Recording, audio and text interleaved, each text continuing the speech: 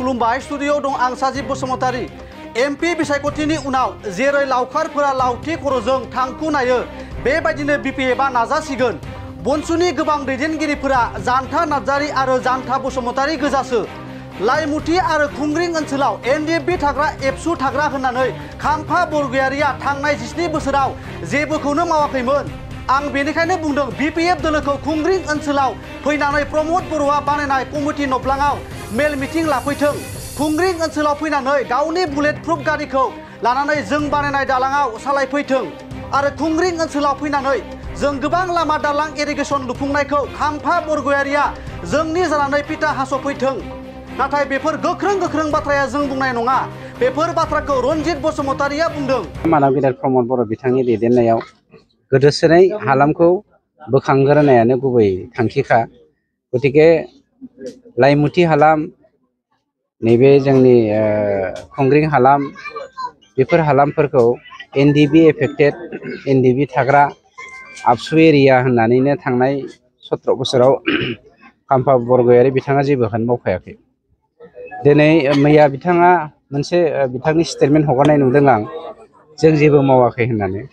आं नंखायनो खुंग्रिङाव फैनानै बिपिएफ पार्टिखौ मानव गेदेर प्रमद बर' लिरनाय कमिउनिटि हलाव मिटिं खालामनो खावलायदों। खुंग्रिङाव फैनानै बिथांमोननि बुलेट प्रुफ गारिफोरखौ लांनानै जों बानायनाय नैबे दालां साजों सालायनो आं बिथांखौ खावलायदों। खुंग्रिङाव फैनानै जों दा बावहाय गोबां इरिगेसन प्रजेक्ट लाबोबाय। बे इरिगेसनफोरखौ बेखेवनायाव बिथाङा जोंनि जानानै फिथा होनो आं खावलायदों। गतिके गोबां खामानि जों मावगासिनो दङ। देग्लायनि दिनाव जोङो 23 किल'मिटार सिसि ब्लक आरो ब्लेक टपिंखौ जों लाबोदों आरो मोनसे दालां दा फाउन्डेसन खालामबाय। दिनैनिफ्राय खामानिया स्टार्ट जासिगोन। लाइमुथि दालाङा जोंना सेंसन जाखाबाय। गतिके साहा ओनसोलखौ जौगाहोनायनि थांखियानो जोंनि गुबै थांखि।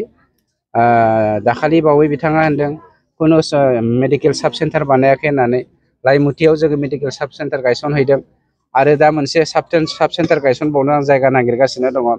जानो हागौ बियो ओरैजाय जोंनि मा होनो थाइखाजरा सारियालि साइडजों मोनसे साब सेन्टार जों गायसनगोन खोब खम समनि गेजेरावनो। गतिके बिथांमोना जा बुंदों बिथांमोना बुंदोंल', जों खिन्थु मावदों। एमपि इलेक्सननि उनाव मोनसे खोन्थाखौ गोसोखां, जेरै लावखारफ्रा सादाखौ लावथि खर'जों नायो बिपिएफआ बेफोरबायदि नाजासिगोन।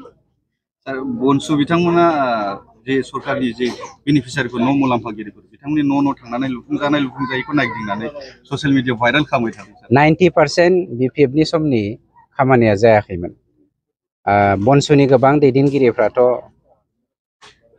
जान्था नार्जारी जान्था बसुमतारी गोजासो। गतिके बेयाव बुंनांगौ जेबो खोथा गैया।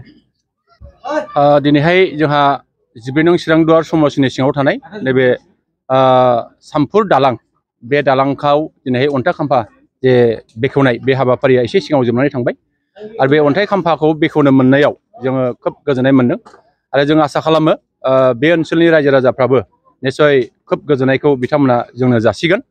प्रमद बर' सारनो जासिगोन, जा रनजित बसुमतारी बिथांनो जासिगोन आरो जोंनि इउपिपिएल सरकारनो जासिगोन आरो रायजो राजाफ्रा निस्सय जोंनि सरकारनि दैदेनगिरिफोरनो साबायखर जासिगोन। आंबो मिजिं खालामदों जे जोंहा जोंनि बिटिआर सरकारनि गेजेरजों जोंहा दा गोबां बेबादि लामा दालां बान्दो बायदि बायदि बेखेवनाय हाबाफारिया सोलिगासिनो दं।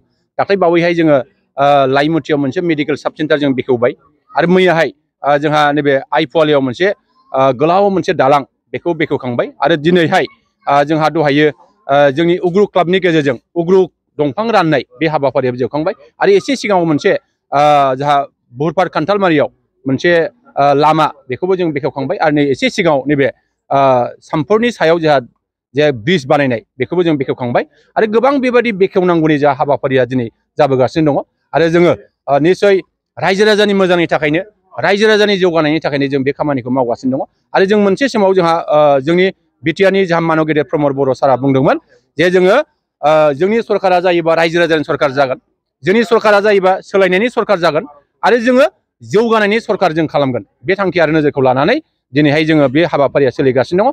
दिनै जोंहा बिटिआरआव गोजोन फैबाय आरो दिनैहाय जोङो जौगानायनि थाखाय मोनसे जात्रा बे हाबाफारिया दिनै सोलिगासिनो दङ।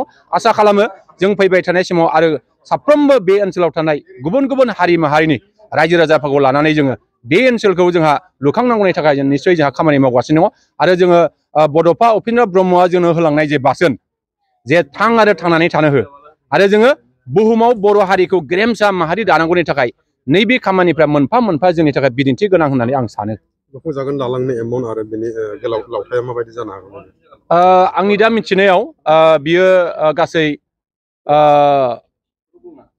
1400 स्कुवेर किल'मिटार ना बेसेबांबा बेबायदि दङ आरो बाहाय 4,98,98 लाख बिनि मोनसे प्रजेक्टनि गेजेरजों बेखौ लिरफिनगोन आरो बे जाबाय जोंहा CM गुडविल मिशन प्रजेक्ट बिनि गेजेरजों जागोन आं आसा खालामो बियो थाबैनो लुफुंजागोन आरो लुफुंजायोबा जोंनि जे जोंहा खुंग्रिनिफ्राय आरो लाइमुथिनिफ्राय खुंग्रिसिम बे थांनाय फैनायनि जे जेंना बे जेंनाया निश्चय जोबगोन आं बेखौ मिजिं खालामो बेराम आजार जानाय सुबुंफोरनि थाखाय ईश्वर पलिक्लिनिक एन्ड रिसार्च सेन्टारा गोबां खाबुफोर लाबोदों बे ईश्वर पलिक्लिनिक एन्ड रिसार्च सेन्टाराव गोबां बेराम जानाय सोखानो हाग्रा मोजां रोंगौथि गोनां डक्टरफोर दं क'क्राझार सहरनि खारगामि निउ फ्लाइअभारनि साखाथियाव थानाय ईश्वर पलिक्लिनिक एन्ड रिसार्च सेन्टारा गोबां फेसिलिटिस एबा खाबुफोर फोसावदों ईश्वर पलिक्लिनिक एन्ड रिसार्च सेन्टारनि फेसिलिटिफोरानो जाबाय obstetrics and gynaecology general surgery orthopaedic surgery laboratory